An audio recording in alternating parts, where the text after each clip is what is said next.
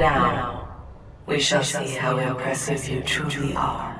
Titanfall 2 is a giant among shooters, thanks in part to its near-flawless depiction of the ultimate power fantasy, causing untold destruction with a massive gun-toting mech. But Titanfall 2's very best moments occur when you're stripped of your walking tank and must survive its industrial sci-fi universe as a mere squishy human. Into the Abyss, Titanfall 2's fourth mission, is one of these moments, and marks a monumental achievement in mission design for developer Respawn Entertainment. Set in a factory suspended above an infinite void, a gauntlet of deadly fabrication machines acts as a thrilling and creative showcase for Titanfall's ambitious movement systems. To find out how Into the Abyss was put together, IGN spoke to game designer David Shaver, who co-designed the mission with 3 other developers at Respawn. With his insight, let's take a look at how this level defies shooter traditions, teaches and reinforces first-person platforming skills, and builds contrasting experiences around movement abilities, all to create one of the most exhilarating FPS campaign missions of all time. This is Art of the Level. This is a highly dangerous environment. I suggest you embark, pilot.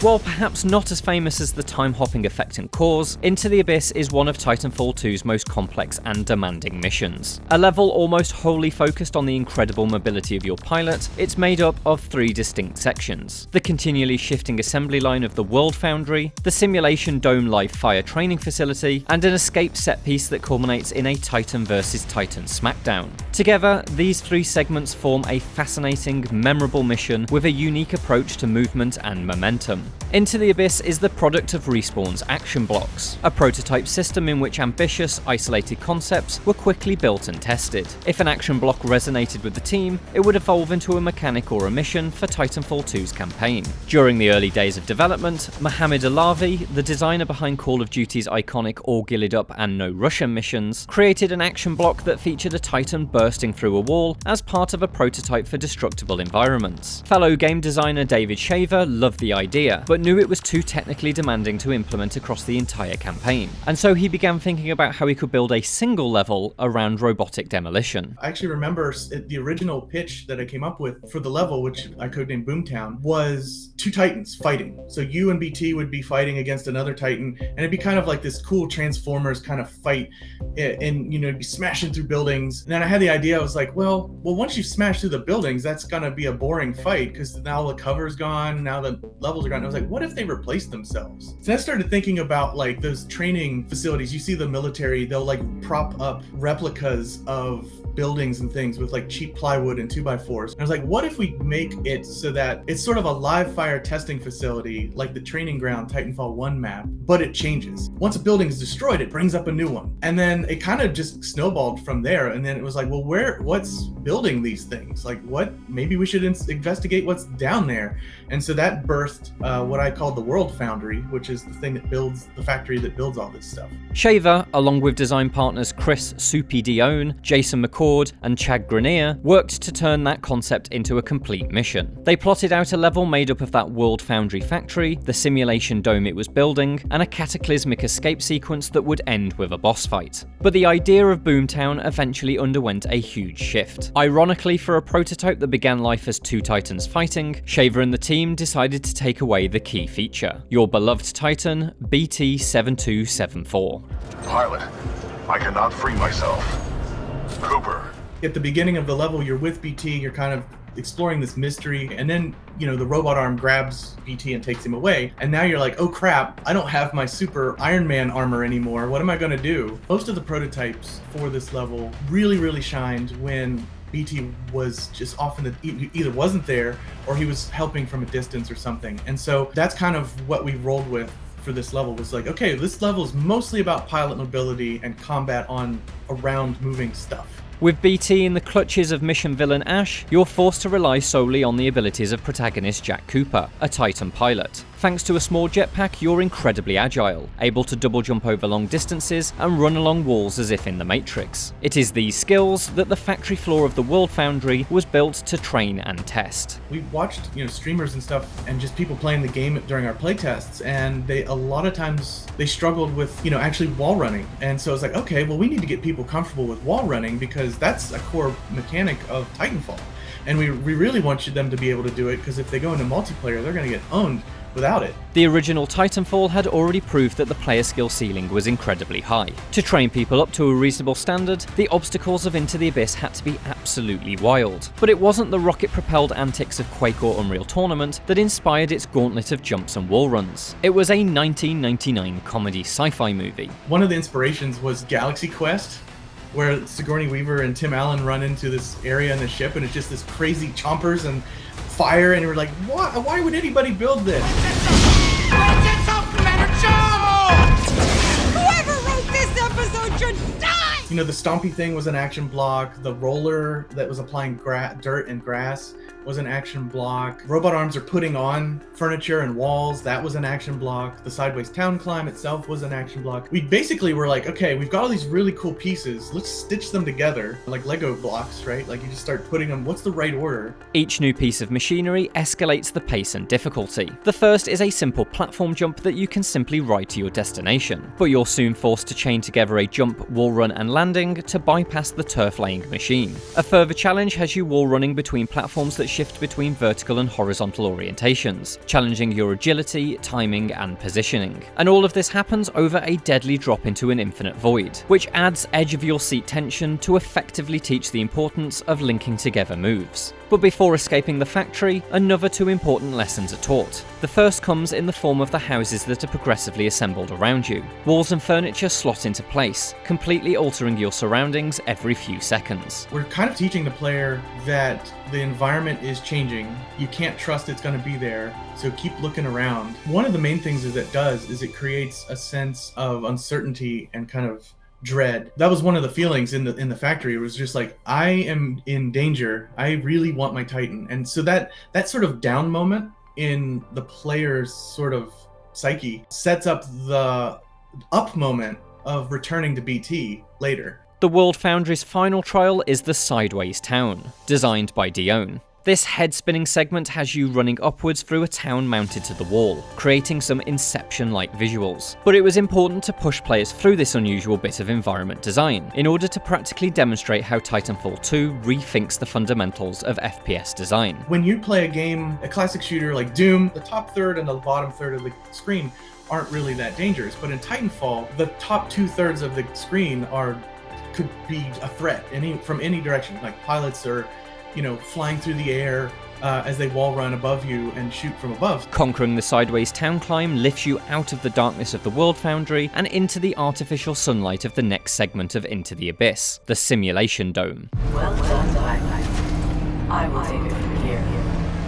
Well, we definitely wanted to lead up to this culmination of like, where is all this crap going? Why is all this stuff getting built? We wanted to just kind of celebrate getting through the factory with, this is what it's used for, guys. Now you get to go play in it. But the Simulation Dome is more than just a story set piece. It's the stage for your first fight with a brand new enemy type, a foe more dangerous than almost anything you've faced before, the Reaper.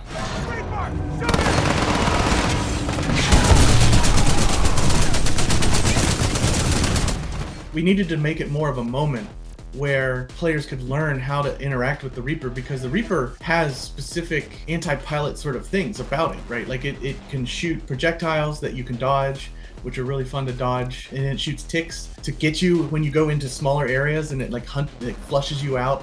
And then it can also leap at you and slam the ground and stuff. So I needed to teach all of these mechanics to the player. So having it in a sort of an arena was a nice way to do that. This lesson requires an environment that's in direct opposition to the one you've just escaped. Where the factory is in a state of constant movement, the Simulation Dome is static. Rather than a linear pathway with a dictated route, the dome is a large open space through which you can travel at your own pace and in any direction. In just a few minutes, the factory's rollercoaster thrills are traded for a miniature sandbox skirmish, creating a memorable juxtaposition that highlights two very different sides of Titanfall's identity. The Simulation Dome skirmish is the stage for a demonstration of Titanfall 2's combat flow. While designing the incoming waves of IMC soldiers, robots and Reapers, Shaver looked to an unusual source of inspiration for a shooter. God of War. In the original God of War trilogy, Santa Monica Studio blurred the lines between waves of enemies to create a sense of a continuous horde. For instance, when fighting a Cyclops, the game would spawn in a second Cyclops when the first was down to around 10% health. This would momentarily provide the spectacle of fighting two massive monsters, but with no real difficulty spike since the first Cyclops would soon die. This approach informed how Shaver scripted big enemies into the simulation dome. The Reaper fight, we spawn the first one, and then I drop in some Spectres and they fight. Once that gets going, and once like the Reaper reaches a certain level of health, we spawn another one, all right? Or we spawn more Spectres, or we spawn... So it's kind of, I wanted to keep that fight. That fight took a lot of scripting time. I spent weeks and weeks, if not months, trying to get the right balance, because a lot of people in Respawn found it way too hard. Hopefully, if I did my job right, you don't really notice that it is kind of waves, but it's just been kind of going as you're fighting. So there's a lot of scripting on the back end, kind of watching like how many Spectres are there, how much health is on the Reaper.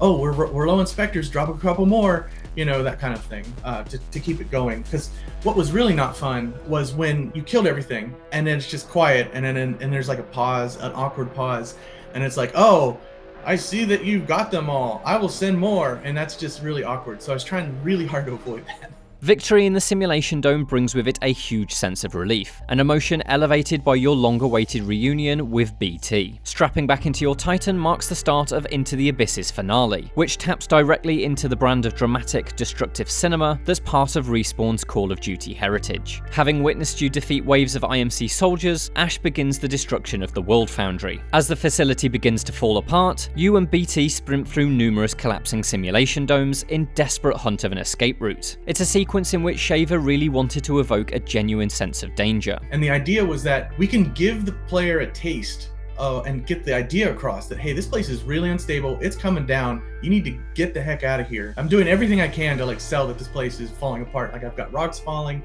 explosions happening, and sky panels falling and stuff. There's even IMC grunts evacuating on dropships and stuff. Like we've got them running to get out and like flying away. And then, oh no, here's our gatekeeper.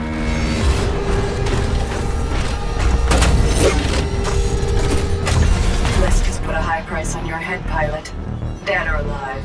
Jason McCord was on design duties for the final location of the level, a collapsed urban simulation dome in which you fight Ash in her sword-swinging Ronin Titan. This was to be a full-on, no-holds-barred mech showdown, and the slower, more cumbersome movements of the Titan would act as a complete contrast to the previous, more nimble sequences. Catering for the lumbering mechs and their rocket-boosted dodges would require a very different approach to level design, and so the arena features simple lines and wide lanes. A route around the map allows both Titans to circle around each other, keeping one another within their sights. As the design for this battle was further developed, Ash gained a terrifying new ability that meant McCord had to rethink how the landscape was designed. And, as with so much of Into the Abyss, this new ability was all about movement. Once Ash got the phase ability, she could phase and just reappear next to you, and it was kind of terrifying.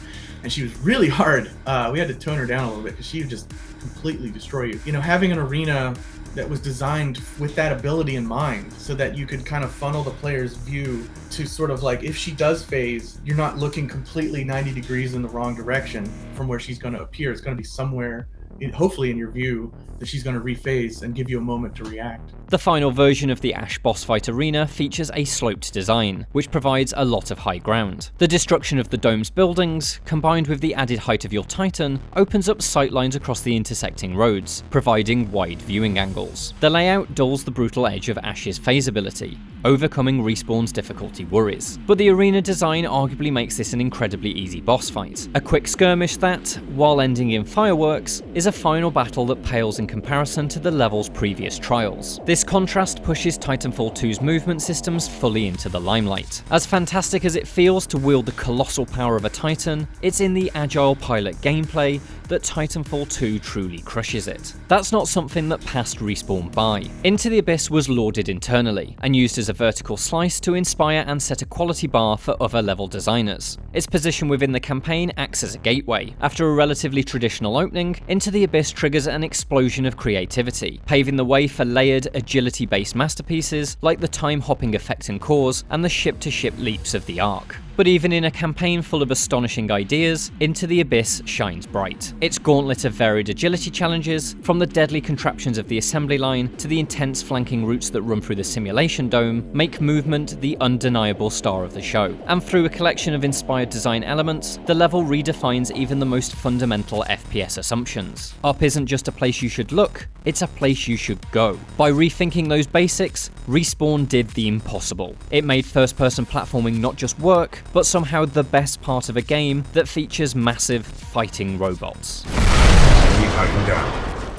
Thank you for watching this episode of Art of the Level. For more insights on your favourite levels from the people who made them, take a look at our breakdowns of Returnal's Derelict Citadel and Psychonauts 2's Compton's Cook-Off. Check out other episodes of Art of the Level for more developer insights and critical analysis of some of the best levels in gaming history.